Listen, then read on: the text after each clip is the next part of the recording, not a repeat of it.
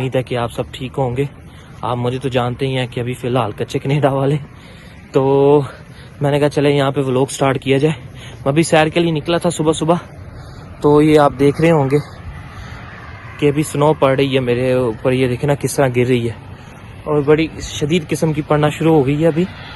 अभी फ़िलहाल तो इतनी ज़्यादा नहीं रोड पे पड़ी, लेकिन किसी जगह पे ये देखें स्नो जो है वो इकट्ठी हो गई है। तो थोड़ी देर के बाद आप देखेंगे कनाडा में, आपको थोड़ी देर के बाद की वीडियो भी आपको दिखाऊंगा, तो आपको इस तरह का वाइट जो फ्लोर मिलेगा, लेकिन बहुत ज़्यादा। अभी तो कुछ पड़ रही है ना, लेकिन थोड़ी देर के बाद जो कुछ बहुत ज़्यादा हो जाएगी यहाँ पे स्नो ना। तो जी गाइस, आप देख रहे होंगे कि जो ये स्नो पड़ रही है, अभी रात को भी स्टार्ट हो गई थी स्नो। ऐसे नीचे उसी टाइम जैसे गिरती है और मेल्ट हो जाती है, तो ये बारिश की तरह लग रही है। ये देखें, ये आपको शायद मैं दिखा सकूं कि कुछ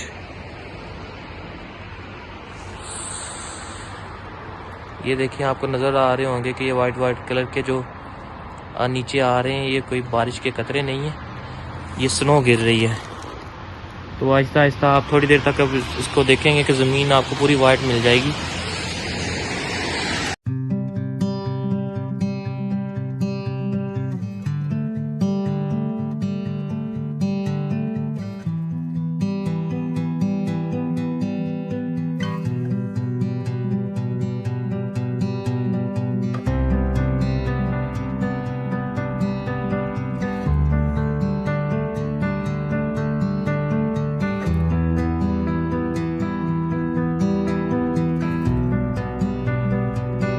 hello everyone, welcome to my new vlog.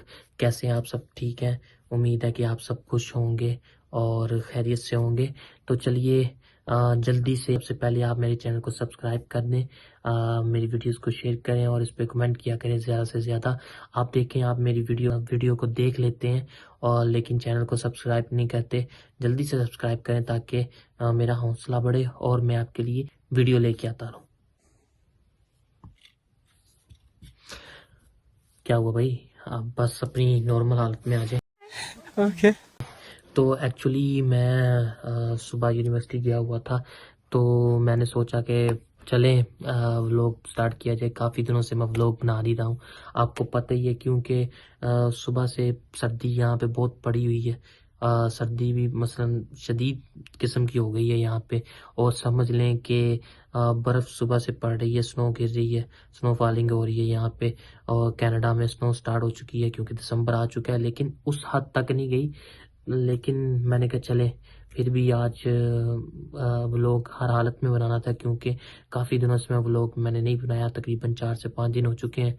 तो पहले तो माजरत, मैं व्लॉग लेट डाल रहा हूँ क्योंकि टाइम नहीं होता। मैंने आपको पहले भी बताया अपनी वीडियोस में कि यहाँ पे टाइम निकालना बहुत मुश्किल है, तो टाइम नहीं होता। लेकिन चले, फिर भी मैं आपके साथ अभी वीडियो नई लेके आया हूँ और नई बात लेके आया हूँ। आप पहले सोच रहे होंगे कि क्या, तो नीचे जो आपने टाइटल पढ़ा है, आपको समझ नहीं आ रही होगी कि आप ये कौन सी वीडियो बनाएगा। तो मैं आपको बताने लगा हूँ।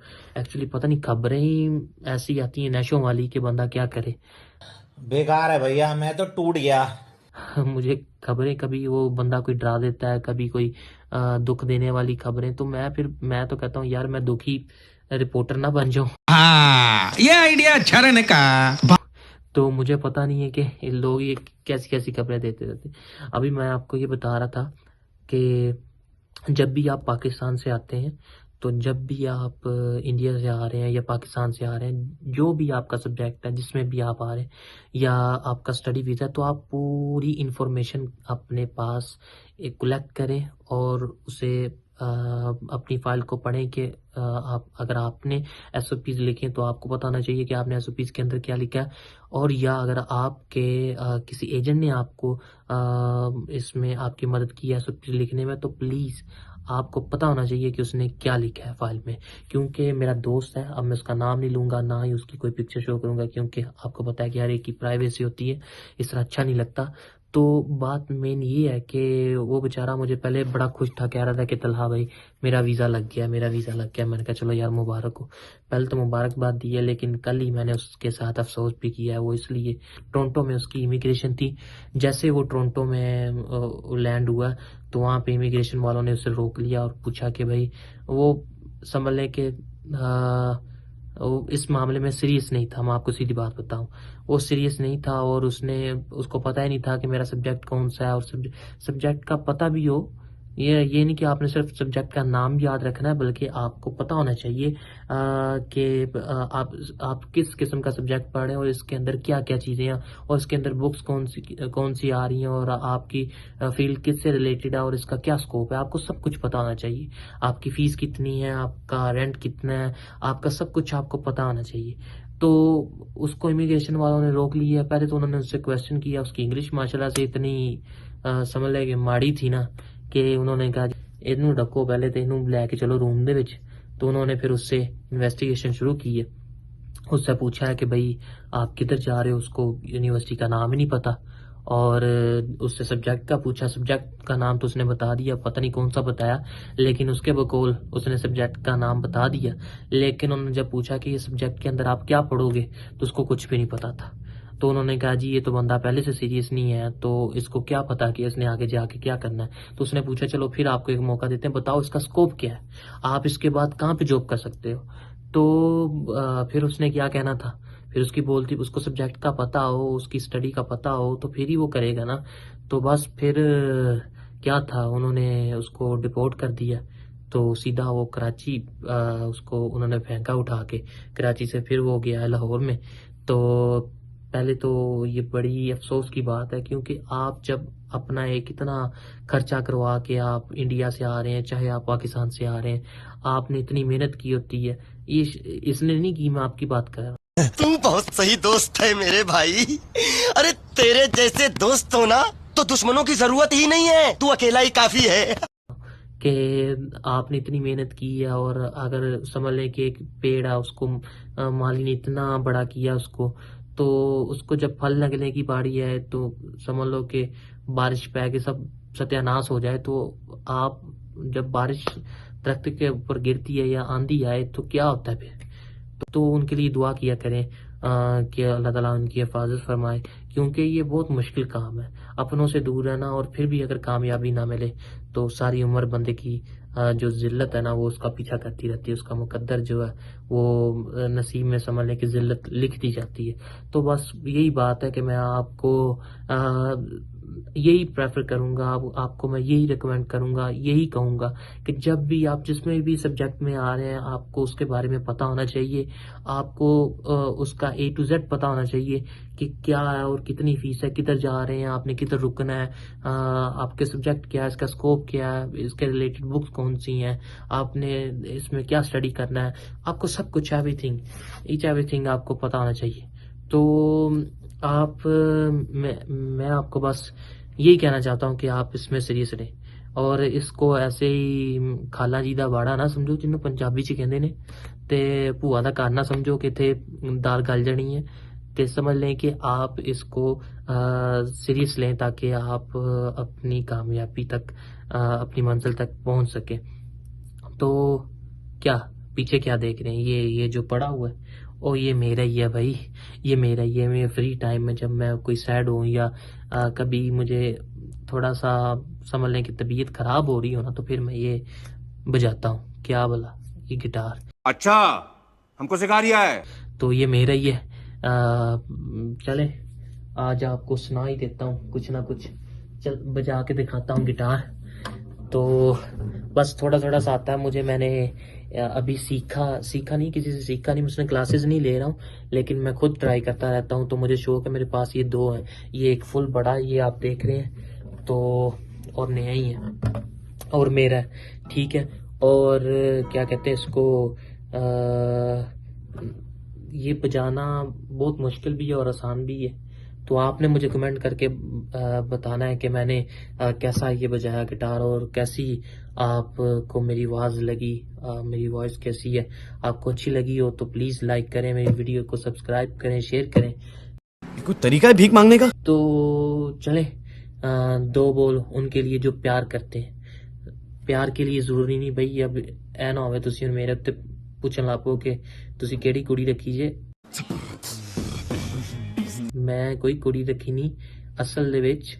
असल में बात ये है कि ये जो प्यार की बात की है ना, प्यार ज़रूरी नहीं कि प्यार के लिए लड़की हो या लड़की के लिए लड़का हो। प्यार माँ बाप से भी होता है, प्यार अपने उस्ताद से भी होता है, प्यार उससे भी होता है जो आपका खैर ख्वाह हो। तो जो भी आपके लिए हो, बस दो बोल मैं उसके लिए आपको 2 लाइन में सुनाऊंगा बस। तो आपको गिटार असल में बजा के बस दिखाऊंगा, तो जैसा भी लगे या आपको जिसके लिए भी फीलिंग हो तो मुझे नहीं पता। अब तो चले, अब मैं आपको गिटार बजा के दिखाता हूँ।